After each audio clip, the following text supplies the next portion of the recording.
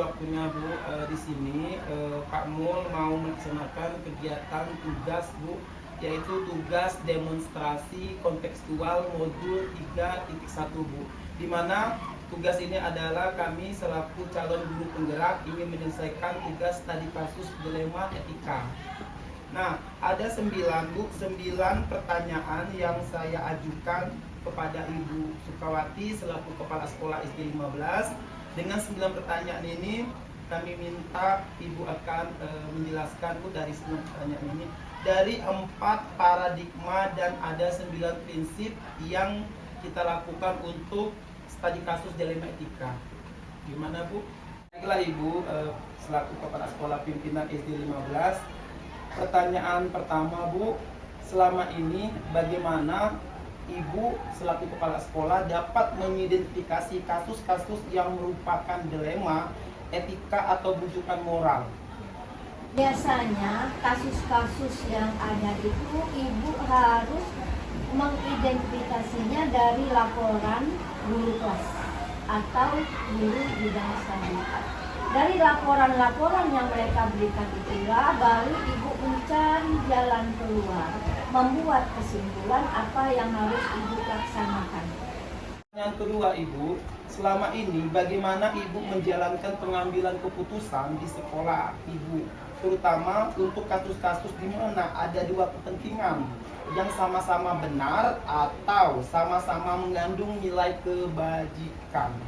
Kedua-duanya akan dilihat dulu mana yang lebih dulu diutamakan. Artinya dari kepentingan tadi mana yang urgen dan mana yang tidak. Jadi yang urgen dulu yang harus diselesaikan, baru ke yang lainnya. Pertanyaan ketiga Ibu, langkah-langkah atau prosedur seperti apa yang Ibu lakukan selama ini? Ya. Pertama, dari hasil identifikasi tadi, Ibu akan memilah mana yang harus diutamakan. Kemudian Ibu akan melakukan observasi berupa pemanggilan kepada pihak yang mengalami permasalahan. Kemudian Ibu memanggil orang tua. Pertama sebelum memanggil orang tua kita memanggil siswa dulu. Setelah siswa yang punya masalah tadi dipanggil, kemudian konsultasi dengan guru kelasnya atau guru mapel, baru memanggil orang tuanya. Nah, langkah-langkah itulah nanti yang setelah bertemu dengan orang tuanya, kita akan melakukan musyawarah untuk apa yang harus dilakukan selanjutnya terhadap masalah yang dihadapi siswa tersebut. Pertanyaan keempat Bu, hal-hal apa saja yang selama ini Ibu lakukan tentang tantangan dalam pengambilan keputusan pada kasus-kasus dilema di sekolah Ibu? Ya. Tantangan yang pertama, apabila ketika kita memanggil siswa kekeh dengan apa yang dilakukannya. Kemudian ketika kita memanggil orang tua membela anaknya. Nah, ketika pembelaan ini terjadi, kita harus punya fakta yang tepat tentang apa yang dialami oleh siswa tersebut melalui catatan yang dimiliki oleh guru, yang catatannya dilakukan pada catatan kegiatan harian guru. Pertanyaan kelima Bu, apakah Ibu memiliki sebuah tata krama atau jadwal tertentu dalam sebuah penyelesaian untuk menyelesaikannya? Bentuk atau prosedur seperti apa yang Ibu jalankan selama ini di sekolah ini? Untuk apakah masalah itu bisa diselesaikan secara tepat dan ada di tempat, atau permasalahan tersebut harus diselesaikan dengan menggunakan jangka waktu tertentu. Pertanyaan selanjutnya Bu, hal-hal apa saja selama ini Ibu anggap efektif dalam pengambilan keputusan pada kasus-kasus dilema etika? Yang paling efektif ini, ketika kasus itu terjadi, kita langsung memanggil anak atau siswa yang mempunyai masalah atau guru yang mempunyai masalah. Kita selesaikan secara kekeluargaan. Kemudian apabila tidak bisa diselesaikan secara kekeluargaan, kita punya trik itu, yaitu dari hati ke hati. Kemudian bisa juga kalau sudah terlalu jauh kita menggunakan SP, surat perintah. Surat perintah ini ada namanya SP1, ada SP2, dan ada SP3. Tetapi untuk hal-hal ini sebaiknya kita hindari. Karena setiap sekolah pasti ada permasalahan yang harus dapat kita selesaikan sebagai seorang kepala sekolah. Baiklah Bu, ini pertanyaan ke-8 Bu dari saya. Adakah seseorang atau faktor-faktor apa yang selama ini mempermudah atau membantu Ibu dalam pengambilan keputusan dalam kasus-kasus dilema etika? Ya. Faktor yang mempermudah pertama, apabila kita tahu betul apa yang dialami, dilema apa yang dialami. Nah, dari itulah kita bisa membuat sebuah kebijakan bahwa ini harus diselesaikan. Karena kalau kita tidak mengetahui faktor apa yang terjadi, mustahil kita dapat menyelesaikan suatu permasalahan. Baiklah Bu, ini pertanyaan ke-9, mungkin pertanyaan terakhir bagi kita Bu ya. Dari semua hal yang telah disampaikan oleh Ibu selaku pimpinan, pembelajaran apa yang dapat Ibu petik dari pengalaman Ibu mengambil sebuah keputusan dilema etika? Pengalaman Ibu selama ini sebagai kepala sekolah untuk menyelesaikan suatu permasalahan, pertama kita harus mempunyai hati, kemudian dengan kepala yang dingin, kemudian kita dapat merangkul permasalahan yang ada, merangkul siswa atau guru yang mempunyai permasalahan, kemudian kita menjadikan ini suatu hal yang harus dilaksanakan, yang harus kita kerjakan, yang menjadi PR untuk kita. Bagaimana menyelesaikan masalah itu? Kalau bisa secara kekeluargaan, kemudian bermanfaat, menyingkirkan hal-hal yang bersifat berkaitan dengan hukum. Jadi lebih baik kita laksanakan segala sesuatunya dilaksanakan dengan cara kekeluargaan, dengan kepala dingin, dengan hati yang tenang, maka semua akan selesai dengan baik. Baiklah Ibu Sukawati selaku pimpinan sekolah SD 15 Kota Pangkal Pinang. Terima kasih Bu ya waktu dan kesempatannya untuk berbagi pengalaman, kemudian berbagi menyelesaikan kasus-kasus yang ada di sekolah Ibu. Dengan adanya studi kasus ini Bu, kami bisa belajar lebih baik lagi ke depannya. Kemudian kami juga akan melakukan tindak lanjut sebuah kasus sesuai dengan tugas demonstrasi kontekstual di modul 3.1. Baiklah Bu, sekali lagi saya selaku CGP Angkatan 9 mengucapkan banyak terima kasih telah mewawancarai Ibu pagi hari ini. Semoga apa yang saya lakukan ini barokah buat kita bersama Bu. Amin. Assalamualaikum Bu. Waalaikumsalam warahmatullahi wabarakatuh. Maaf ganggunya waktunya Ibu Indri selaku kepala sekolah SD 4 Kota Pangkal Pinang. Bu, di sini saya akan melakukan wawancara kepada Ibu terkait tugas kami Bu, yaitu calon guru penggerak Angkatan 9. Nah, di sini tugasnya yaitu demonstrasi kontekstual modul 3.1 Bu. Nanti saya akan memberikan 9 pertanyaan kan studi kasus dilema Bu. Nanti ada 4 paradigma dan 9 prinsip-prinsip yang dilakukan studi kasus dilema etika. Gimana Bu, sudah siap kita melakukan pertanyaannya? Insya Allah siap. Apa yang bisa saya bantu? Bismillah. Iya, siap. Baiklah Ibu Indri ya, ada 9 pertanyaan Bu yang saya lontarkan kepada Ibu karena Ibu salah satu pimpinan kepala di SD Negeri 4 Kota Pangkal Pinang Bu, untuk membantu saya menyelesaikan tugas CGP Angkatan 9 demonstrasi kontekstual modul 3.1. Pertanyaan pertama Bu, selama ini bagaimana Ibu dapat mengidentifikasi kasus-kasus yang merupakan dilema etika atau bujukan moral Bu? Untuk menyelesaikan sebuah permasalahan atau dilema, itu pertama kali Ibu selaku pimpinan harus menyiapkan kesabaran Pak Mulia. Iya. Kemudian harus memilih langkah apa yang tepat dalam pengambilan keputusan. karena setiap keputusan yang diambil itu ada beberapa hal yang harus kita perhatikan. Jadi kita harus tahu tahap-tahapnya, stepnya seperti apa. Jangan sampai pengambilan keputusan kita itu dapat merugi atau menguntungkan salah satu pihak saja. Baiklah Bu, untuk pertanyaan kedua, selama ini bagaimana Ibu menjalankan pengambilan keputusan di sekolah Ibu, terutama untuk kasus-kasus di mana ada dua kepentingan yang sama-sama benar atau sama-sama mengandung nilai kebajikan. Dari dua permasalahan ya, Iya. Pak Mulia, yang harus kita ambil tadi, benar salah atau benar benar.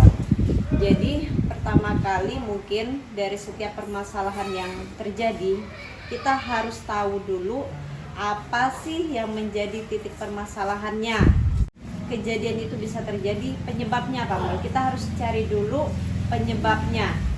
Dari penyebab itu kemudian kita harus mencari dulu fakta yang sebenarnya terjadi itu. Nah, fakta-fakta yang terjadi, baru kita mengumpulkan data, kemudian kita harus bisa memilih mana keputusan yang tepat di antara keduanya. Jadi tidak semerta-merta kita harus sebagai pimpinan sudah kita langsung mengambil keputusan. Tapi kalau ibu sendiri, apapun keputusannya itu, ibu tidak mengambil sendiri Pak Mul. Ibu koordinasi dulu dengan rekan guru, rapat dulu apakah keputusan yang kita ambil itu sudah tepat. Jangan sampai ada merugikan salah satu pihak saja, karena kita harus memikirkan emosional seseorang, kemudian kita juga harus memikirkan dampak jika kita mengambil keputusan hanya salah satu pihak saja. Jadi dampak yang harus kita perhatikan sebaik-baik mungkin, jangan sampai salah dalam mengambil kebijakan, karena kalau salah mengambil keputusan itu akan banyak dampak yang akan kita hadapi. Baiklah Bu, ini pertanyaan ketiga. Langkah-langkah atau prosedur seperti apa yang biasa Ibu lakukan selama ini di sekolah Bu? Pak Mul, ini berdasarkan pengalaman yang sama ya, Iya. seperti Ibu juga sebelumnya sudah menjadi guru penggerak. Jadi dalam pengambilan keputusan itu tetap kita harus ada langkah-langkahnya, ada prinsip-prinsipnya kan yang disampaikan Pak Mul pada awal. Itu setiap permasalahan identifikasi dulu masalahnya, kemudian mencari bukti yang relevan. Pengambilan keputusan itu tidak ada yang rugi dan apa tuh yang salah ya, atau benar, salah benar. benar gitu. Kemudian ada juga yang harus kita ambil kembali, yaitu pengujian yang terakhir, pengambilan keputusan, ya. resolusi. Nah, itu yang Ibu pelajari, dan itu yang harus kita perhatikan dalam pengambilan keputusan. Langkah-langkah itu yang harus diperhatikan. Untuk pertanyaan selanjutnya yang kelima, hal-hal apa saja selama ini merupakan tantangan dalam pengambilan keputusan pada kasus-kasus dilema etika? Satuan pendidikan itu kan punya permasalahan. Contoh saja yang Ibu hadapi tentang siswa. Jadi dalam sebuah keputusan itu yang kita ambil, ada siswa di SD 4 itu jarang sekali sekolah. Absennya banyak.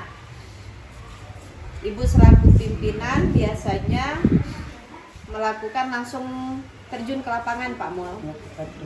Kita datangi ke rumahnya, kemudian tanya permasalahannya seperti apa, kendalanya apa. Dengan seperti itu kita melakukan pendekatan dulu, kemudian kita tanya, pokoknya intinya kita pingin keputusan itu yang terbaik. Nah, jadi kita tidak bisa mengambil keputusan misalnya anak ini diputuskan dari sekolah, contoh, tapi kita harus memperhatikan dampak yang terjadi pada anak itu seperti apa. Kalau dia diberhentikan sekolah berarti dia putus tanpa ada pendidikan, tapi kita harus memikirkan juga emosionalnya. ya, kemudian dampak berikutnya masa seperti depan, ya masa depannya. Jadi kita harus mempertimbangkan segala sesuatunya dengan baik, dan itu yang harus ibu perhatikan, dampaknya untuk peserta didik ke depannya seperti apa, karena masa perjalanan mereka kan harus masih panjang. Ibu, perasaan seorang orang tua bagaimana jika hal itu terjadi pada anaknya, itu yang harus kita perhatikan baik-baik Pak. Apakah ibu memiliki sebuah tata kala atau jadwal tertentu dalam sebuah penyelesaian kasus dilema etika? Apakah ibu langsung menyelesaikan di tempat atau memiliki sebuah jadwal untuk menyelesaikannya?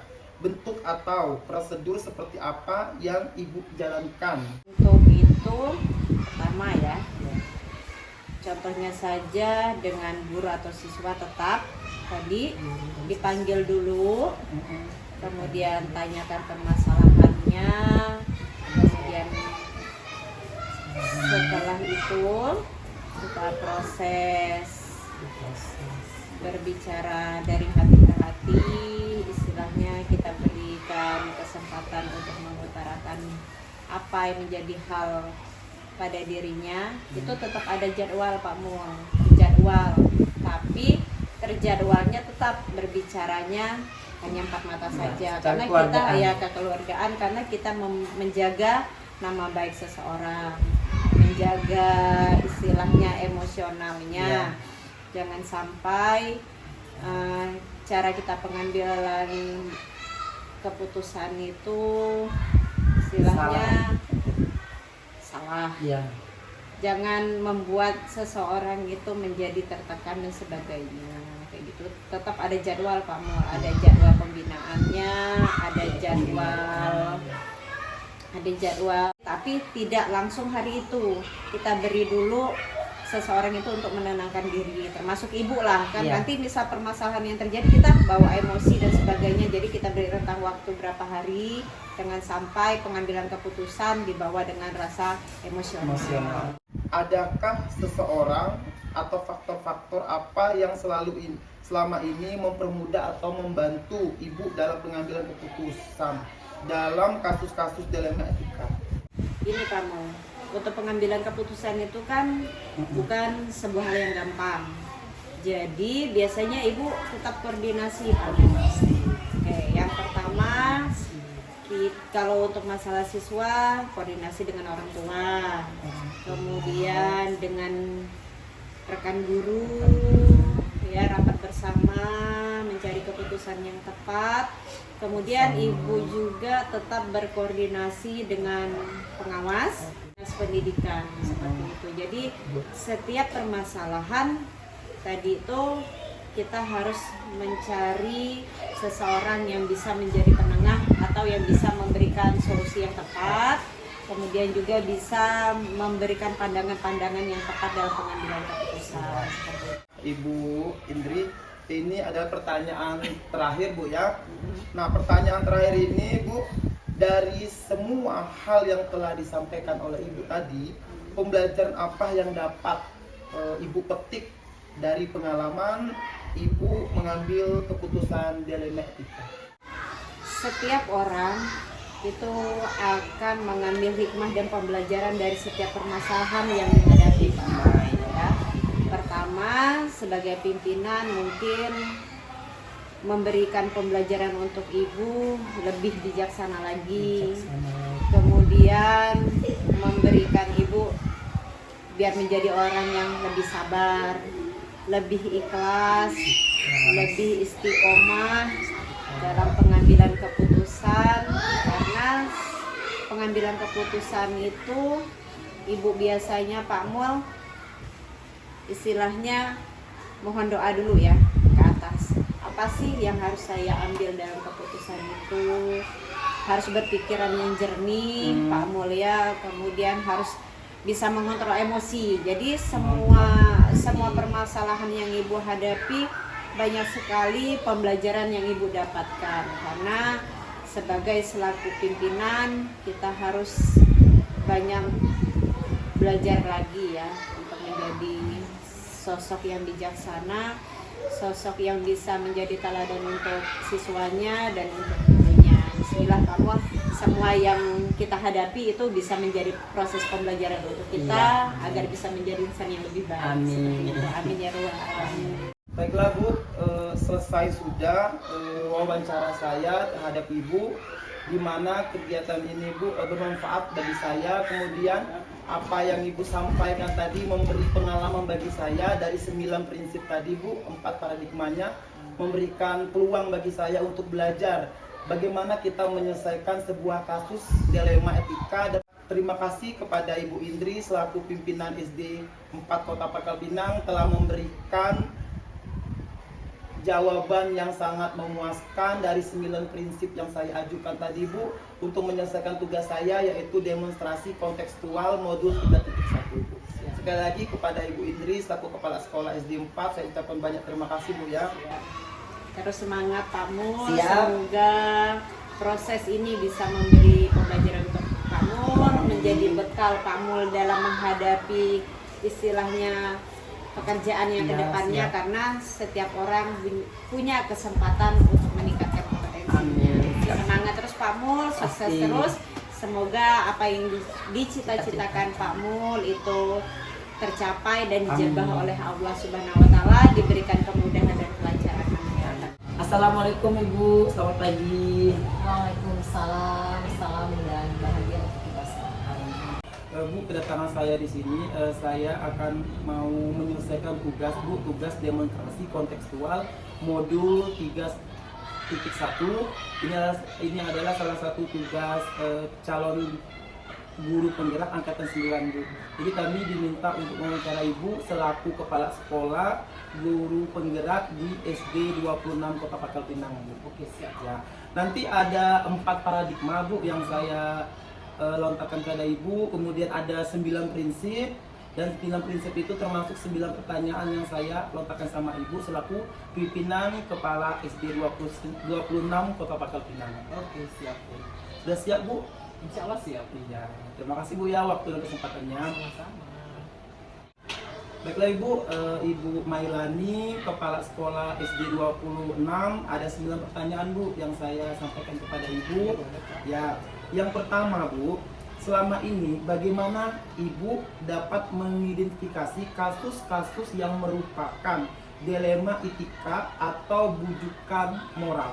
Oh, jadi namanya dilema ya. Iya. Nah, dilema itu artinya suatu keputusan yang kita ambil itu berat ya. Ya. Benar vs benar, Iya. benar vs salah. Iya. Jadi berdasarkan kasus tersebut adanya dilema etika karena harus memutuskan di antara pilihan yang sama-sama berat ya, sama-sama memiliki alasan yang masuk akal. Sehingga untuk mengidentifikasi antara dilema etika dan bujukan moral itu dapat kita lihat dari alasan pembuat keputusan. Jika ada alasan yang masuk akal akan dibenarkan, maka masuk ke dalam dilema etika. Untuk pertanyaan kedua Bu, selama ini bagaimana Ibu menjalankan atau mengambil keputusan di sekolah Ibu, terutama untuk kasus-kasus di mana ada 2 kepentingan yang sama-sama benar atau sama-sama mengandung nilai kebajikan? Jadi dalam menjalankan pengambilan keputusan itu biasanya tidak saya lakukan sendiri ya Pak Bu ya. Saya harus berkoordinasi dengan para wakil kepala sekolah ya, dan para guru dengan rekan-rekan guru. Jadi keputusan itu tidak saya ambil sendiri, tetapi berdasarkan bermusyawarah bekerjasama dengan para guru-guru di sekolah. Langkah-langkah atau prosedur seperti apa yang biasa Ibu lakukan selama ini di sekolah SD 26 ini? Jadi langkah-langkah atau prosedur Ya. yang biasa saya lakukan untuk pengambilan keputusan itu saya mengajak rekan guru untuk berdiskusi, untuk bermusyawarah melalui rapat internal. Hal-hal apa saja yang selama ini merupakan tantangan dalam pengambilan keputusan Ibu pada kasus-kasus dilema etika? Tangan ya. Iya, tantangan. Jadi tantangannya itu memang ya namanya juga dilema etika. Kita mengambil keputusan yang ini benar. Iya, benar. Kita mengambil keputusan yang ini benar. Jadi apa namanya tantangannya itu memang berat sekali ya Pak ya. Tapi harus kita pikirkan ya dampaknya. Iya. Dampaknya keputusan yang kita ambil itu dampaknya terhadap diri kita, terhadap warga sekolah kita dan juga terhadap masyarakat. Untuk pertanyaan selanjutnya Bu, ini mungkin pertanyaan dua terakhir Bu ya, buat Ibu Melani. Adakah Bu seseorang atau faktor apa yang selama ini mempermudah atau membantu Ibu dalam mengambil keputusan dalam kasus-kasus dilema etika? Itu ya yang namanya kita bekerja dalam sebuah organisasi, ya kita tidak bisa bekerja sendiri ya Pak Mol ya. Jadi yang bisa membantu atau mempermudah saya dalam pengambilan keputusan ya itu tentu adalah rekan-rekan guru dan warga sekolah. Baiklah Ibu Melani selaku Kepala Sekolah SD 26, terima kasih Bu ya sudah menyempatkan waktunya untuk berdiskusi sama saya dan saya mengangkat ke beberapa pertanyaan. Alhamdulillah jawaban Ibu sangat luar biasa Bu ya. Ini adalah salah satu pengalaman bagi saya juga untuk menyelesaikan tugas demonstrasi kontekstual modul 3.1 CGP Angkatan 9. Jadi mudah-mudahan di calon guru penggerak ini saya lebih baik lagi, lebih amanah lagi, kemudian lebih banyak pengalaman-pengalaman yang pernah Ibu Melani kasih sama saya. Jadi sekali lagi Bu, saya ucapkan mungkin banyak terima kasih kepada Ibu Melani sudah memberikan atau meluangkan waktu sejenak untuk wawancara masalah tugas CGP Angkatan 9. Ya, sama-sama Pak Mol, semoga jawaban yang saya berikan bisa memuaskan Pak Mol untuk menjawab soal-soal tantangan berikutnya pada CGP Angkatan 9 Kota Pangkal Pinang tahun 2023-2024 ya. Semoga Pak Mol bisa lulus calon guru penggerak dengan tepat waktu. Amin. Sehingga dapat sertifikat, Amin. sehingga ilmu yang Bapak dapatkan selama pembelajaran di calon guru penggerak bisa ditransferkan di sekolah, di ekosistem terdekat maupun ekosistem yang lebih jauh lagi. Mari kita berbagi praktik baik di sekolah kita dan di ekosistem sekitar kita. Guru bergerak Indonesia maju.